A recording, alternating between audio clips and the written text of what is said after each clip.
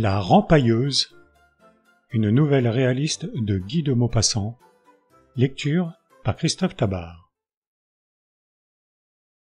C'était la fin du dîner d'ouverture de chasse chez le marquis de Bertrand. 11 chasseurs, 8 jeunes femmes et le médecin du pays étaient assis autour de la grande table illuminée, couverte de fruits et de fleurs. On vint à parler d'amour, et une grande discussion s'éleva, l'éternelle discussion, pour savoir si on pouvait aimer vraiment une fois ou plusieurs fois. On cita des exemples de gens n'ayant jamais eu qu'un amour sérieux. On cita aussi d'autres exemples de gens ayant aimé souvent, avec violence. Les hommes, en général, prétendaient que la passion, comme les maladies, peut frapper plusieurs fois le même être et le frapper à le tuer si quelque obstacle se dresse devant lui. Bien que cette manière de voir ne fût pas contestable, les femmes, dont l'opinion s'appuyait sur la poésie bien plus que sur l'observation, affirmaient que l'amour vrai, le grand amour, ne pouvait tomber qu'une seule fois sur un mortel, qu'il était semblable à la foudre cet amour, et qu'un cœur touché par lui demeurait ensuite tellement vidé, ravagé, incendié, qu'aucun autre sentiment puissant, même aucun rêve, n'y pouvait germer de nouveau. Le marquis, ayant aimé beaucoup, combattait vivement cette croyance. Je vous dis, moi, qu'on peut aimer plusieurs fois avec toutes ses forces et toute son âme. Vous me citez des gens qui se sont tués par amour, comme preuve de l'impossibilité d'une seconde passion. Je vous répondrai que, s'ils n'avaient pas commis cette bêtise de se suicider, ce qui leur enlevait toute chance de rechute, ils se seraient guéris. Et ils auraient recommencé, et toujours, jusqu'à leur mort naturelle. Il en est des amoureux comme des ivrognes. Qui a bu boira, qui a aimé aimera. C'est une affaire de tempérament, cela. On prit pour arbitre le docteur, un vieux médecin parisien retiré aux champs, et on le pria de donner son avis. Justement, il n'en avait pas. Comme l'a dit le marquis, c'est une affaire de tempérament. Quant à moi, j'ai eu connaissance d'une passion qui dura 55 ans sans un jour de répit, et qui ne se termina que par la mort. La marquise battit des mains. Est-ce beau cela? Et quel rêve d'être aimé ainsi! Quel bonheur de vivre 55 ans tout enveloppé de cette affection acharnée et pénétrante! Comme il a dû être heureux, et bénir la vie, celui qu'on adora de la sorte. Le médecin sourit. En effet, madame, vous ne vous trompez pas sur ce point, que l'être aimé fut un homme. Vous le connaissez, c'est monsieur Chouquet, le pharmacien du bourg. Quant à elle, la femme, vous l'avez connue aussi. C'est la vieille rampailleuse de Chaise qui venait tous les ans au château. Mais je vais me faire mieux comprendre. L'enthousiasme des femmes était tombé, et leur visage dégoûté disait « Pouah !» comme si l'amour n'eût dû frapper que des êtres fins et distingués, seuls dignes de l'intérêt des gens comme il faut. Le médecin reprit. « J'étais appelé il y a 3 mois, auprès de cette vieille femme à son lit de mort. Elle était arrivée la veille dans la voiture qui lui servait de maison, traînée par la rosse que vous avez vue, et accompagnée de ses 2 grands chiens noirs, ses amis et ses gardiens. Le curé était déjà là. Elle nous fit ses exécuteurs testamentaires, et pour nous dévoiler le sens de ses volontés dernières, elle nous raconta toute sa vie. Je ne sais rien de plus singulier et de plus poignant. Son père était rempailleur, et sa mère rempailleuse.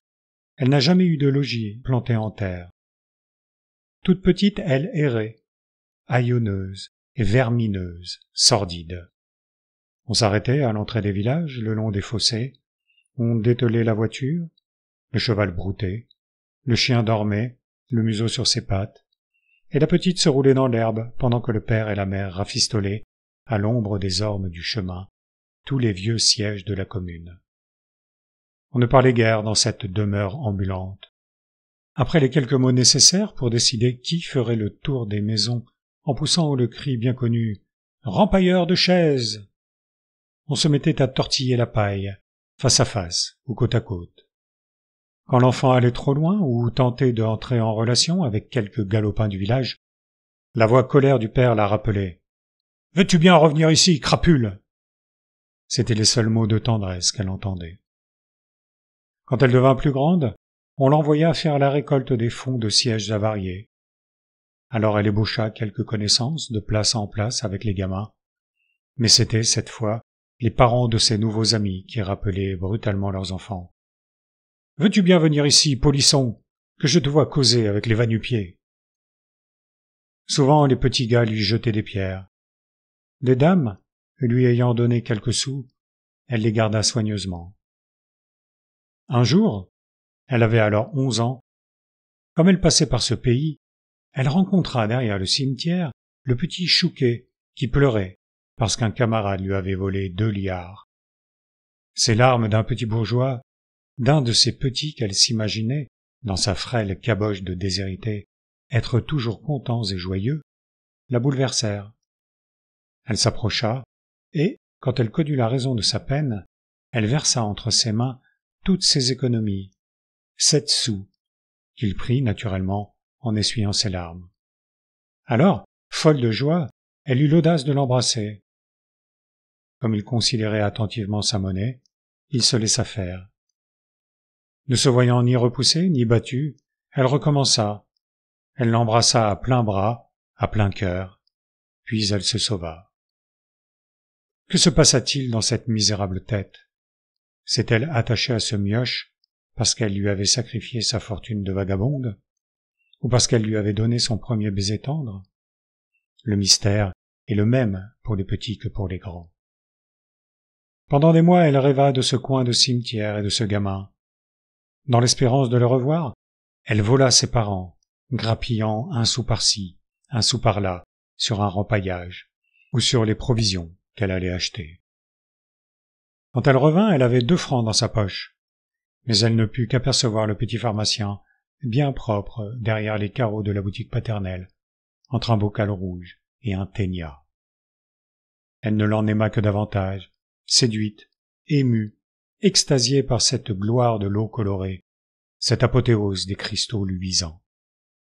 Elle garda en elle son souvenir ineffaçable, et quand elle le rencontra l'an suivant, derrière l'école, jouant aux billes avec ses camarades, elle se jeta sur lui, le saisit dans ses bras, et le baisa avec tant de violence qu'il se mit à hurler de peur. Alors, pour l'apaiser, elle lui donna son argent, 3 francs 20, un vrai trésor, qu'il regardait avec des yeux agrandis. Il le prit, et se laissa caresser tant qu'elle voulut. Pendant 4 ans encore, elle versa entre ses mains toutes ses réserves, qu'il empochait avec conscience en échange de baisers consentis.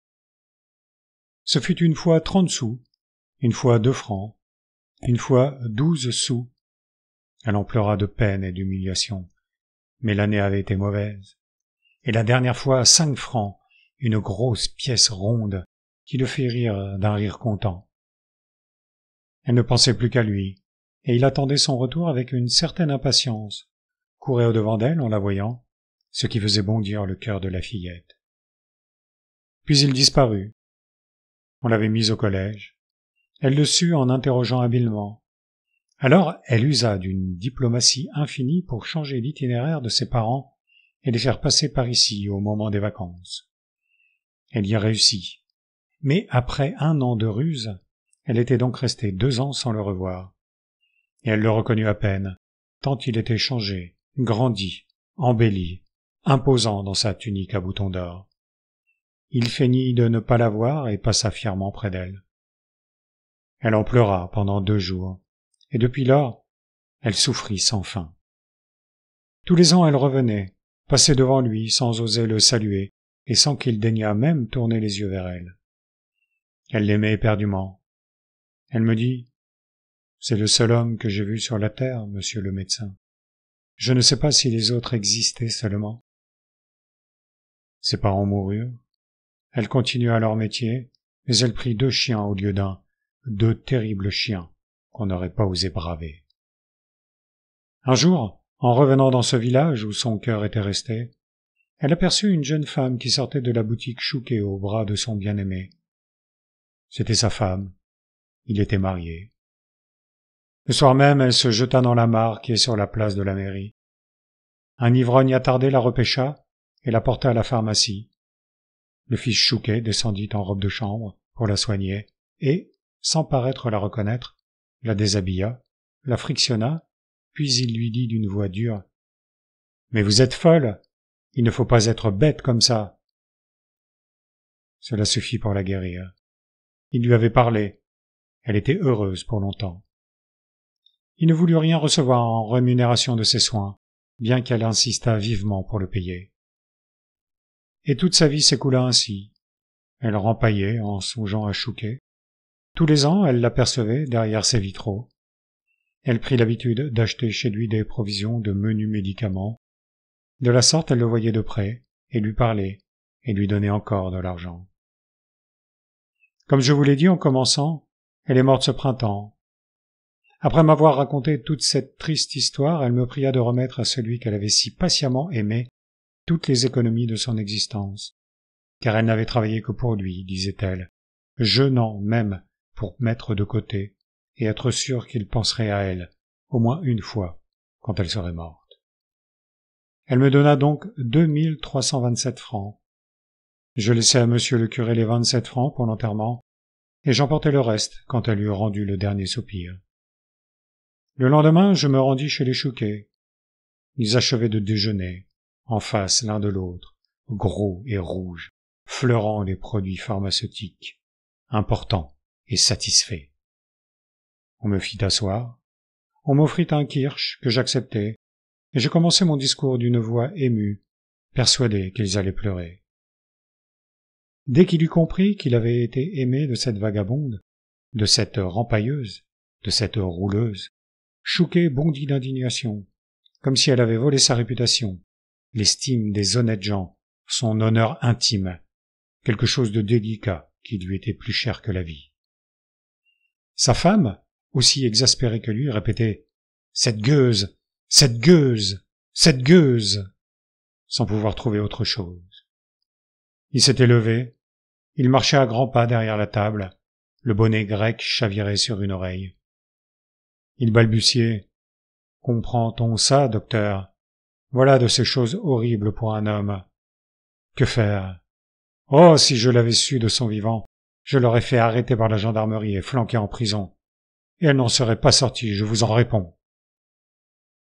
Je demeurai stupéfait du résultat de ma démarche pieuse. Je ne savais que dire ni que faire, mais j'avais à compléter ma mission. Je repris. Elle m'a chargé de vous remettre ses économies, qui montent à 2300 francs. Comme ce que je viens de vous apprendre semble vous être fort désagréable, le mieux serait peut-être de donner cet argent aux pauvres. Ils me regardaient, l'homme et la femme, perclus de saisissement. Je tirai l'argent de ma poche, du misérable argent de tout pays et de toutes les marques, de l'or et des sous mêlés. Puis je demandai « Que décidez-vous » Madame Chouquet parla la première. Mais, puisque c'était sa dernière volonté à cette femme, il me semble qu'il nous est bien difficile de refuser. Le mari, vaguement confus, reprit. Nous pourrions toujours acheter avec ça quelque chose pour nos enfants. Je dis d'un air sec. Comme vous voudrez. Il reprit. Donnez toujours, puisqu'elle vous en a chargé. Nous trouverons bien moyen de l'employer à quelque bonne œuvre. Je remis l'argent, je saluai, et je partis. Le lendemain, Chouquet vint me trouver, et, brusquement, « Mais, elle a laissé ici sa voiture, cette femme. Qu'est-ce que vous en faites de cette voiture ?»« Rien. Prenez-la si vous voulez. »« Parfait. Cela me va.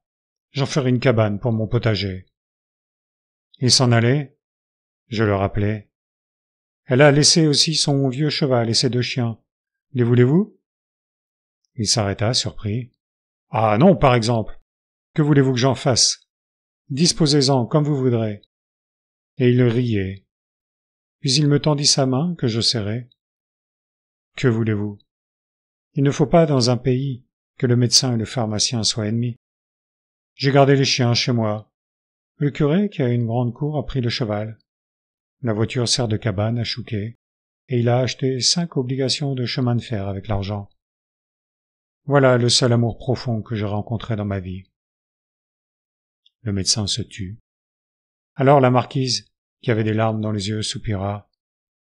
Décidément, il n'y a que les femmes pour savoir aimer.